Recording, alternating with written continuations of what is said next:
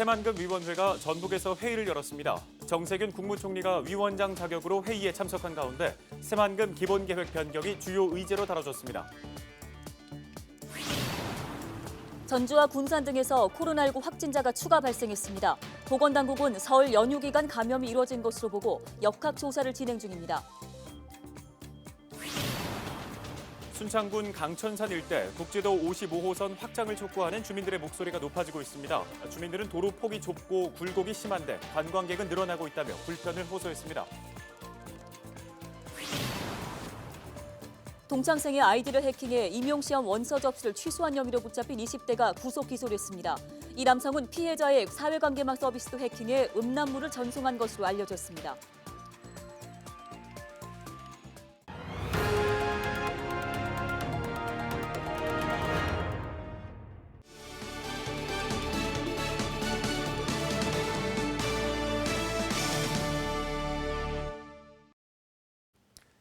시청자 여러분 안녕하십니까? 헬로 TV 뉴스 전북입니다. 새만금 위원회가 전북에서 회의를 열고 새만금 기본계획을 변경했습니다. 지난 2014년에 수정된 뒤 7년 만의 일인데요. 네, 보도국 연결해서 자세한 소식을 들어보겠습니다. 정명기 기자, 정세균 국무총리가 새만금 위원회 공동위원장 자격으로 참석했죠? 네, 그렇습니다. 정세균 국무총리가 오전 11시 반쯤 헬기로 전주에 도착했는데요. 전북도청에서 열리는 제25차 새만금위원회 회의에 새만금위원회 공동위원장 자격으로 참석했습니다. 이날 회의에서 위원들은 모두 3개의 안건을 심의 의결했는데요. 정 총리의 개회사를 직접 들어보시겠습니다.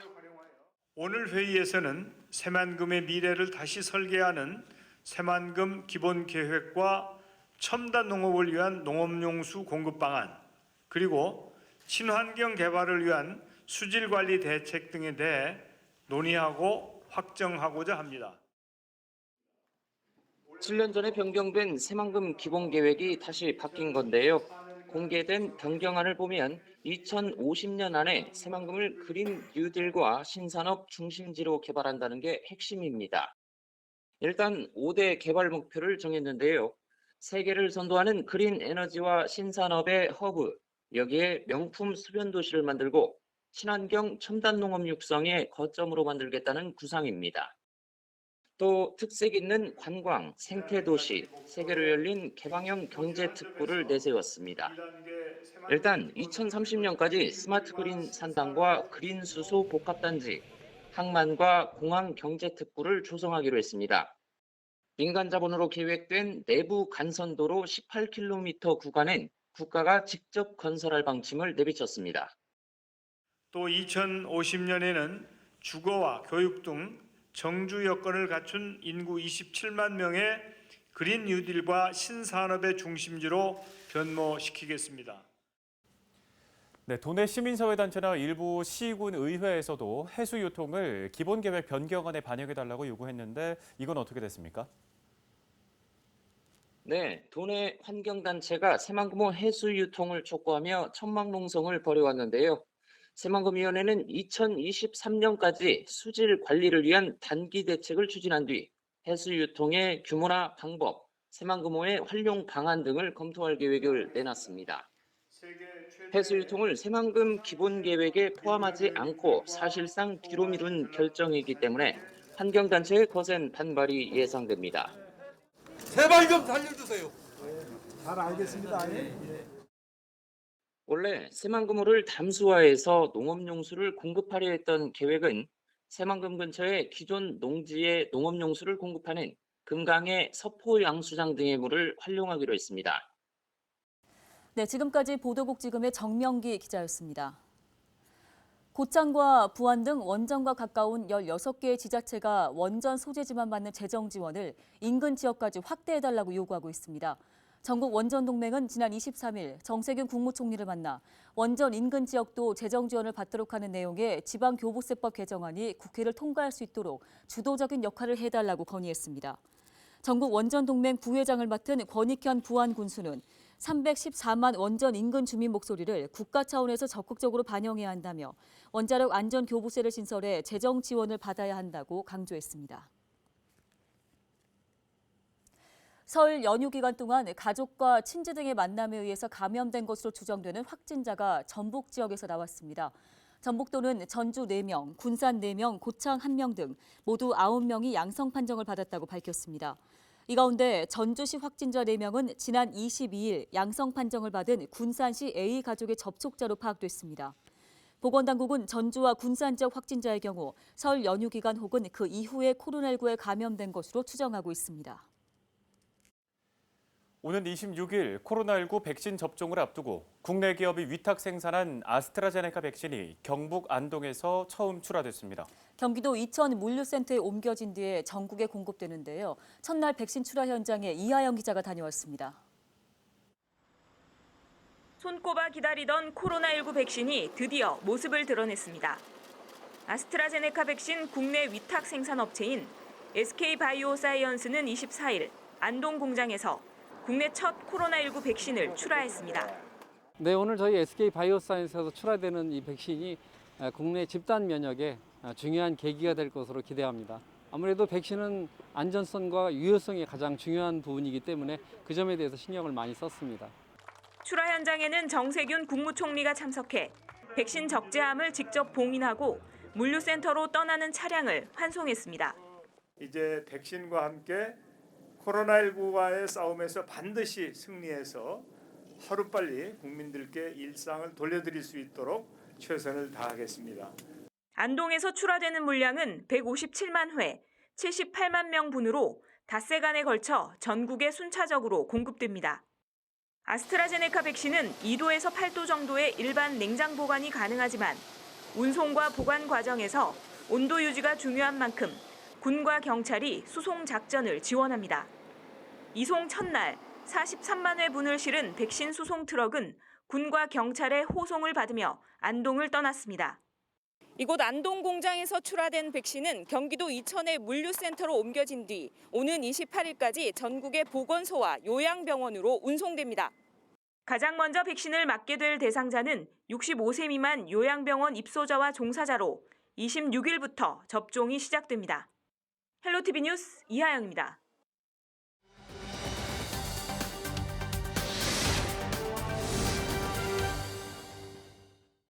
지역 소식 이어가겠습니다. 전북 순창군에는 호남의 금강산으로 불리는 강천산이 있는데요. 김난영 아나운서 혹시 들어보셨나요? 네, 그럼요. 이곳은 이제 전국 최초로 군립공원인 것으로 알려져 있는데 단풍이 워낙 유명하다 보니까 해마다 많은 관광객들이 이곳을 찾고 있죠. 네, 그렇습니다. 그런데 이 강천산 일대 도로 교통이 불편하다는 주민들의 목소리가 커지고 있다고 하는데요. 민원 25에서 김남호 기자가 취재했습니다. 지긋지긋한 교통 불편을 즉각 해소하라! 해소하라! 해소하라! 해소하라! 순창군 팔덕면 행정복지센터 앞 광장입니다. 강천산 일대 주민들이 국지도 55호선 4차선 확장 공사를 올해 안에 착수해 줄 것을 요구하고 나섰습니다. 또 적극적인 예산 투입과 안전 조치도 촉구했습니다. 강천산 일대는 해마다 관광객 150만 명 이상이 다녀갈 정도로 지역 명소로 자리 잡았습니다. 하지만 왕복 2차선인 이곳은 도로폭이 좁고 굴곡이 심해 수시로 정체 현상이 발생하는 데다 사고 위험도 높아 주민들이 큰 불편을 겪고 있습니다. 가을철 같은 경우는 단풍객들이 너무 많이 몰려가지고 한 5km, 6km 정도 정체 현상이 빚고 있어서 정말 농기계도 움직이도 못하고 가을철하고 겹쳐가지고 여기 관내에 우리 면에 계신 주민들이 불편을 많이 겪고 있습니다. 그걸 정말 빠른 시간 내에 이거 매듭이 져가지고 생활하는데 불편이 없도록 진짜 국토부에서 많이 좀 협조를 해줬으면 좋겠습니다. 주민들의 교통 불편 민원이 갈수록 많아지면서 순창군은 중앙부처와 협의를 통해 국지도 55호선 확장 등 대책안을 협의하겠다고 밝혔습니다. 특히 오는 6월로 예정된 국도와 국지도 5개년 계획 국토부 최종 확정고시에서 우선순위로 반영될 수 있도록 추진하겠다고 강조했습니다.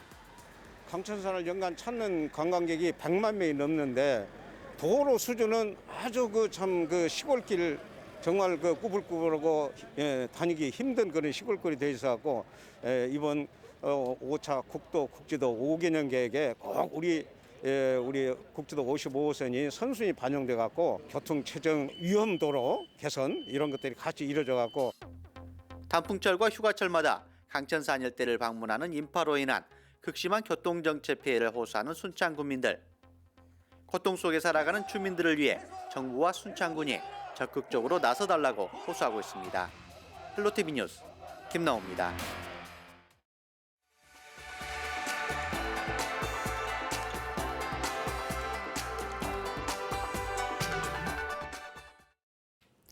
동창생의 아이디를 해킹해 임용시험 원서 접수를 취소한 혐의로 붙잡힌 20대가 피해자의 사회관계망 서비스도 해킹해서 음란물을 전송한 사실이 드러났습니다.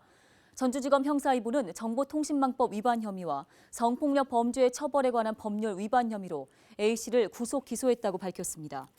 A씨는 지난해 10월 중등교사 임용시험 채용 시스템을 해킹해 B씨의 원서 접수를 취소한 혐의로 붙잡혔습니다.